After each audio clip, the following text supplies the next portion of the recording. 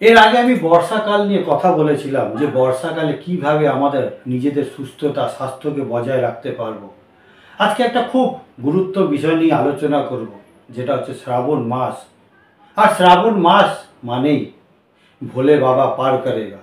আমরা যাই ছুটে ছুটে সমস্ত কাজকর্ম ফেলে ভোলে বাবার মাথায় জল দিতে, দুধ ঢালতে। কেন এর প্রচলন? আমরা কিন্তু এগুলো কখনো জিজ্ঞেস করি না। সামনের লোক কি করছে সেটা শুধু দেখি, তার পিছনে অনুকরণ আর অনুসরণ। অনুকরণ আর অনুসরণই হচ্ছে আমাদের জীবনের মূল মন্ত্র। আমাদের জীবনের কোনো মৌলিকতা নেই, আমরা নিজেদের মধ্যে কোনো বিচার বুদ্ধি বিবেচনা বোধ কিছুই নেই।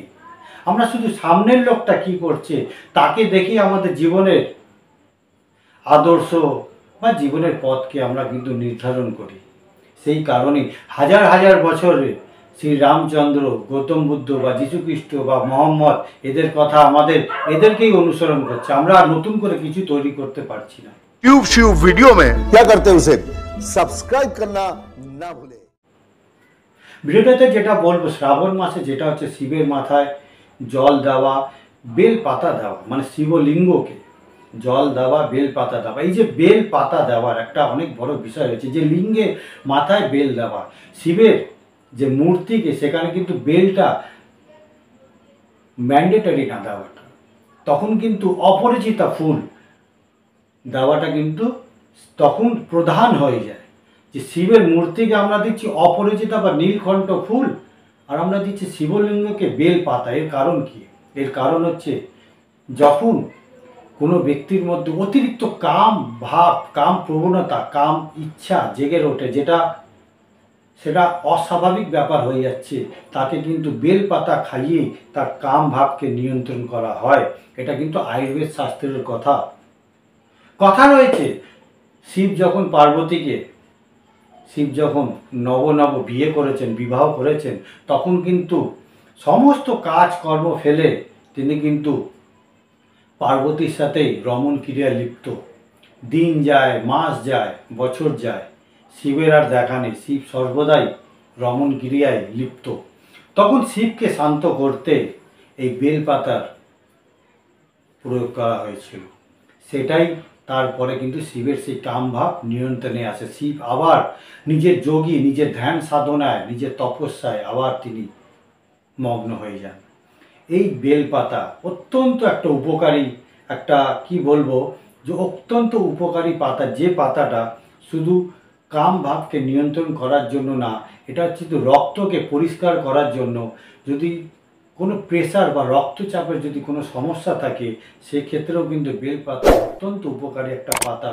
এছাড়া পেটে যদি কোনো সমস্যা থাকে বা পেটকে ঠান্ডা রাখতে হলে বেলপাতা অত্যন্ত উপকারী একটা পাতা, যেটা দারুণ কার্যকর ভূমিকা পালন করে থাকে। কিন্তু প্রধান হচ্ছে বেলপাতা কারোর যদি কাম ভাব অস্বাভাবিকভাবে নিয়ন্ত্রণের বাইরে চলে যায়, তখন কিন্তু তাকে সেই কাম ভাবকে প্রশমন করার জন্য বেলপাতা।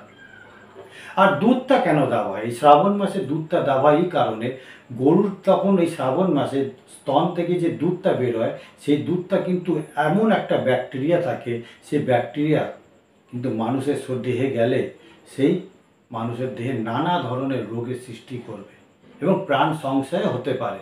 এই কারণেই এই গরুর দুধকে শিবের মাথায় ফেলে দেওয়া। তাহলে এখানে প্রশ্ন জাগে যে শিবের মাথায় কেন ফেলার দরকার? গরুর দুধ গরুর স্তনেই থাকা উচিত ছিল, তার বাছুর খাবে না। বাছুর যতটা খাওয়ার দুধ ততটাই খাবে, কিন্তু অতিরিক্ত দুধ যদি গরুর স্তনে এই শ্রাবণ মাসে যদি থেকে যায়, তাহলে গরুর মৃত্যুর সেটা কারণ হবে। কারণ সেই দূষিত ব্যাকটেরিয়া বা মারণ ব্যাকটেরিয়া সেই দুধের মধ্যে আছে এবং গরুর স্তনকে সে নানা ধরনের সংক্রমিত করে গরুর প্রাণ সংশয় করতে পারে। এই কারণে অতিরিক্ত দুধটাকে মাটিতে না ফেলে বা অন্য কোনো কাজে ব্যবহার না করে সেটা শিবের মাথায় দেওয়া হলো। এইটাই প্রচলন করা হলো যে একটা এই শ্রাবণ মাসে আমরা একটা নিয়ম কানুনের মধ্যে যাচ্ছি, বেলপাতার একটা মাহাত্ম্য বুঝতে পারছি, শিবের লিঙ্গ এবং যোনির যেটা একটা সম্পৃক্ত একটা মিলিত একটা মূর্তি বা অবয়ব তৈরি করেছি প্রতীকীভাবে, সেটা যেমন জানা যাচ্ছে যে সৃষ্টি এখান থেকেই শুরু হয়েছে। মিলন থেকে সৃষ্টি হয়েছে, সৃষ্টি এমনিভাবে হয়নি। এটা বোঝাবার জন্য শিব এবং যোনি এবং লিঙ্গ দুটো একসাথে থাকা এবং ওখানে মধ্যে জল দেওয়া, ওর মধ্যে দুধ দিয়ে আমরা বেলপাতা দিয়ে আমরা পূজা অর্চনা করি ওই বিজ্ঞানটাকে বোঝার জন্য। ट्यूब श्यूब वीडियो में क्या करते हैं उसे सब्सक्राइब करना ना भूलें। একটা সময় ছিল যখন এই বিজ্ঞানটা ঘরে ঘরে মানুষ জানতো।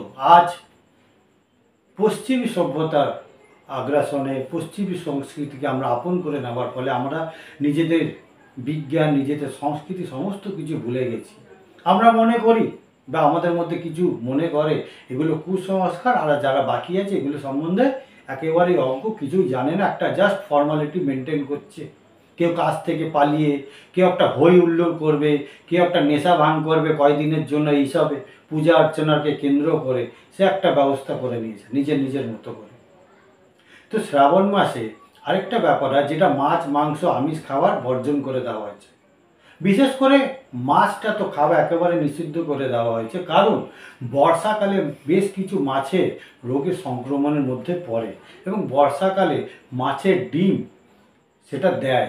এই কারণে দেখা যায় যে বর্ষাকালে কিন্তু বাজারে মাছের সংখ্যা খুব বেশি হয় না, মাছ খুব লিমিটেড সংখ্যায় বর্ষাকালে বাজারে আসে। এক তো রোগের কারণে, আরেকটা হচ্ছে মাছ ওই সময় ডিম দেয় কারণে।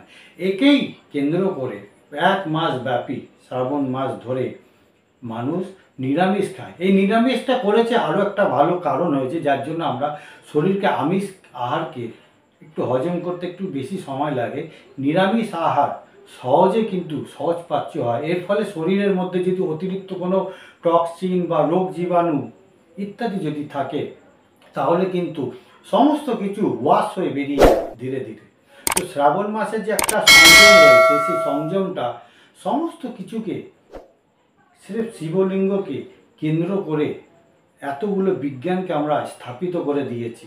এটাকে যদি আমরা একটু সিরিয়াসলি, একটু গুরুত্ব দিয়ে যদি আমরা পর্যালোচনা করি, তাহলে কিন্তু আমরা শ্রাবণ মাসের সম্পূর্ণ যে উপযোগিতা, আমাদের যে শরীর স্বাস্থ্যের লাভ, প্রাকৃতিক পরিবেশের যে একটা ভারসাম্য বজায় রাখার ব্যাপার রয়েছে, সেগুলো কিন্তু আমরা অনায়াসে আমরা করতে পারি।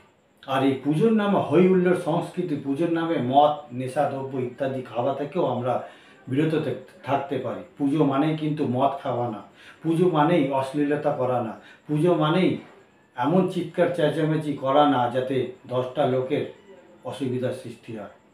তো আজকে আশা করি ভিডিওটা সবারই খুব ভালো লেগেছে এবং আমি সবার কাছে এটা অনুরোধও করবো, ভিডিওগুলো লাইক করতে হবে, কমেন্ট করতে হবে, শেয়ার করতে হবে, আমার একটু ভালো লাগবে। আর যারা চ্যানেলে নতুন তারা অবশ্যই চ্যানেলকে আমরা সাবস্ক্রাইব করে নাও, যাতে এই চ্যানেলটা বড় হয়। এই চ্যানেলটা যত বড় হবে সেটা সমাজের জন্য